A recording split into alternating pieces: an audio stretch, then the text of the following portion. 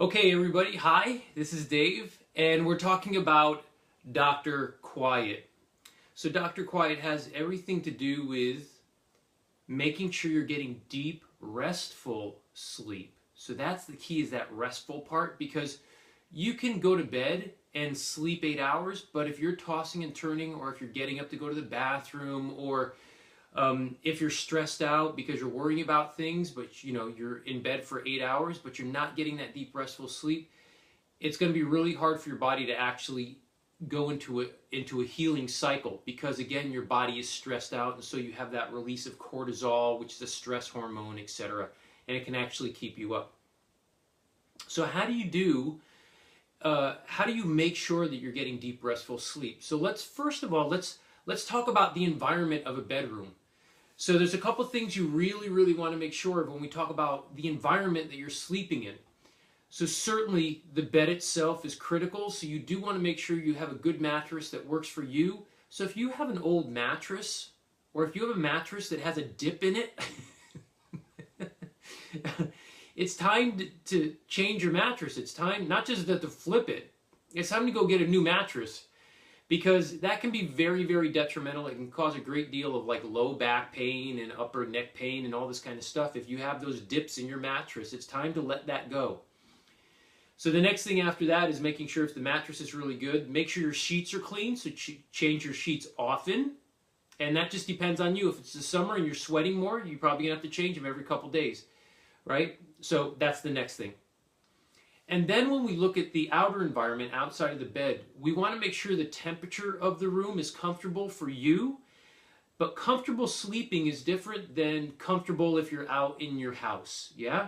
So usually somewhere between 68 to 72 degrees is a good range for most people. Now, I personally like my room much cooler than that. So even during the winter, I have, my bathroom is right over here, so I'll have the window open in the bathroom, and then I'll just use, the regular sheets, and then the bedspread and the comforter, and I have another comforter here if I need it. But I like that colder air. I get much more deep sleep with that cold air. If it gets too warm, I get kind of stifled, and it's just not comfortable. So that's the first thing, and it just depends on where you fall within that scale. You might like it a little warmer. But whatever works for you, so that it's really deep, comfortable, restful sleep, what that temperature is. And then something that people really overlook is light. So you'll notice that in my bedroom here, not only do I have these stained glass windows above here, but right here behind these curtains are two big glass sliding doors. And then obviously my bedroom door, that's behind you right now. So when we talk about light leaks at night, so when you shut off your lights at night and you're in bed, when you go to Vegas, they have what's called blackout curtains. They're really thick curtains, so even in the middle of the day, if you have those curtains closed, it's pitch black in your room. I went to Vegas one time, and I tripped over all my furniture because it was so damn dark in that room. So, I'm not kidding, I actually did. It was terrible. So the idea here, though, is you want to really create an environment as far as light that there's little to no light leaks coming in your room. So things like night lights, or if you have your door shut but there's light coming through and under the door, or if you have a bathroom light that's on, or if you have light coming in through your windows or through windows like this. Now, fortunately, this side of my house is surrounded by very big conifer trees, so at night this is pitch black. I don't have to worry about that. And then I have a big awning that goes out over the back of my deck here, which cuts down any light from, this is the back of the house, but not really street lights, but moonlight and that kind of thing. So it's very dark in here at night. It's perfect. So that's the first thing. And then another aspect of that you have to take into consideration is, do you have like a clock radio that has, the light coming out of it, like red or blue light or white light or something like that? That's going to disturb your sleep, and I'll tell you how. And then also, you don't see it behind me, but, well, I'll just move.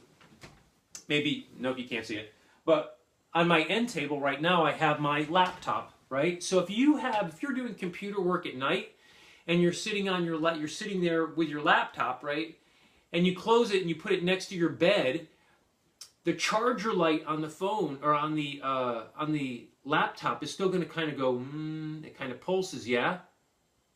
So what happens is, any light like that, even though you think it's nothing, and you can certainly fall asleep still, but what happens is the receptors in your eye, the cones and the rods, they're incredibly sensitive to light.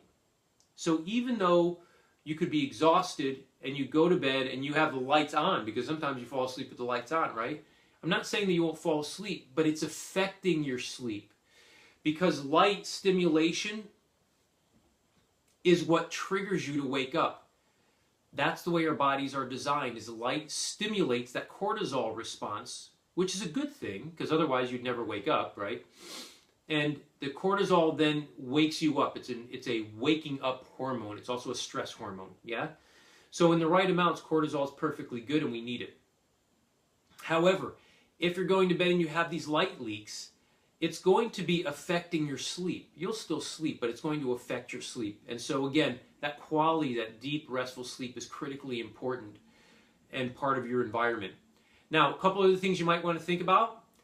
If you take a cold shower or a cold bath before you go to bed at night, it is absolutely fantastic, because what it does is it lowers your body temperature and it actually allows you to go to sleep much quicker, okay? Although you think, I want to take a warm bath or something at night, if you want to do that, that's fine, but I would tell you, because it raises your body temperature, it actually increases your metabolism and it can make it harder to go to sleep. So take your warm bath or shower and then just give yourself, whatever, 30 seconds, 40 seconds under a cold shower. You can slowly turn the water to cold, right? So you acclimate to it and let that, and now you're going to be going, right? Because it's cold. However, you know what it's like when it's done and you shut the water off, you're kind of like, oh, I am really tired now, yeah? And you go to bed and you're like, oh, you're out for the night. It's perfect. Get under the warm covers and you're good to go. So that's the aspects of making sure that your sleep environment is really good. And going to bed clean is important, right? So taking a bath or something, or showering off if you've been dirty through the day or sweating from working out or whatever. It's good to take a shower before you go to bed, or at least an hour or two. And then let's go back to light leaks one more time, because this is pretty important. At least an hour before you go to bed, we would really encourage you to turn off all your laptop, stop watching TV about an hour before you go to bed, because that electromagnetic energy and that light energy is really pounding you. And so it's stimulating that cortisol level to stay up. So about an hour before you're planning on going to bed, you really want to start putting everything to the side. Grab a book or meditate or whatever, right? Be in bed with your loved one, whoever that is, right? And spend that time that way. Turn the lights down a little bit more, that kind of thing. All right? So that's really important. So then the last thing, I apologize, I keep remembering things, is going to bed about by 10 p.m. and then sleeping through your 8 hours to 6. Now, if you need it, go to bed earlier. If you need it, sleep in a little bit longer. So the more exhausted your body is, the more stressed out you are, the more sleep you're going to need.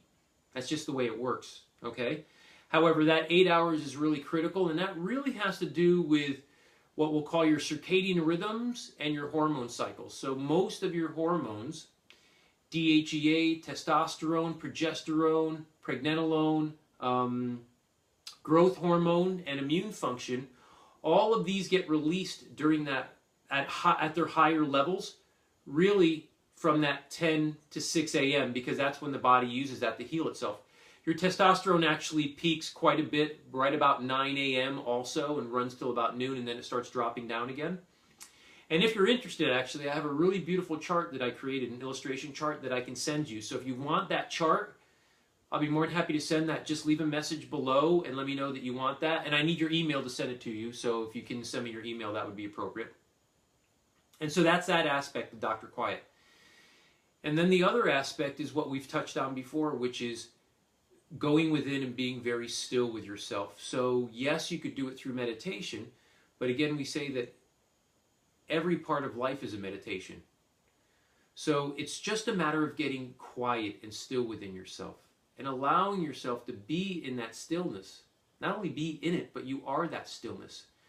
Quieting the mind down and allowing yourself to relax and breathe, and allowing that is a deep sense of what Dr. Quiet is also about. And again, this is all about allowing the body, the mind, and the spirit to really just quiet itself down. Yeah? And that will allow a great deal of healing for you. And we know also that if you're not getting enough sleep, you're going to have challenges with gaining weight because of the stress levels of not getting enough sleep. It also increases your ghrelin, which is that hormone that stimulates appetite, so it makes you want to eat more because you're so tired. And it also drops your level of leptin, which is the hormone that is your appetite suppressor, and that drops. So the one that stimulates your appetite, if you don't get enough sleep, is too high, and the one that satiates your appetite, right, tells you, okay, I don't need any more food, it drops. So now you're really working this way. When you get up and throughout the rest of the day, if you're hungry, your body doesn't know why it's tired. So it just assumes that it needs energy. And so the first thing it says is, I need energy. And the first thing your brain thinks of is sugar, because sugar is the fastest source of energy it can get.